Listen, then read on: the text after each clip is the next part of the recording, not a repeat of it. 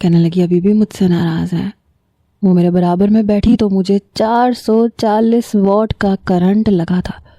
میں فوراً سے پیچھے ہٹا.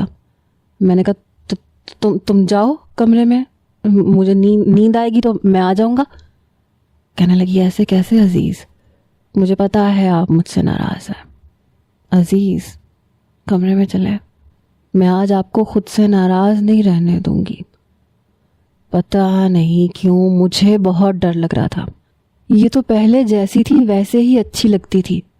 کم از کم مجھے اس سے عزت کا تو کوئی خطرہ نہیں تھا, لیکن اس وقت وہ جس حلیے میں تھی مجھے اس سے خوف محسوس ہو رہا تھا. جس سچ سے میں واقف تھا وہ انجان تھی.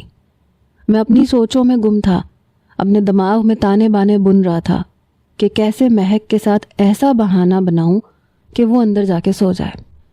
اس نے میری ٹانگ پہ ہاتھ رکھا. میرا دل اچھل کے حلق میں آ گیا. میں نے اس کا ہاتھ پکڑ کے پیچھے کیا. میں نے کہا تم نے میرا بہت دل دکھایا ہے, میں کمرے میں نہیں سوؤں گا, اور دیکھو میرے ساتھ زیادہ ضد مت کرو ورنہ تم میرے غصے سے واقف ہو. میں چاہ کے بھی اپنی آواز میں روب اور دبدبا نہیں ڈال پا رہا تھا. ایک تو اس کا کالا کاجل ویسے ہی میری جان نکال رہا تھا, اس پہ اس کے موٹے موٹے آنسو مجھے مزید بے بس کرنے لگے. دل تو چاہ رہا تھا سینے سے لگا کے بھینچ دوں, مگر کر نہیں سکتا تھا. دادا جی نے میرے ساتھ اچھا نہیں کیا تھا, اپنا الو سیدھا کرنے کے لیے مجھے بڑی مشکل میں ڈال دیا تھا. ہاں یاد آیا, آپ لوگوں کو تو پوری بات پتہ ہی نہیں ہے. آپ بھی شاید مہک کی طرح اس بات سے انجان ہے.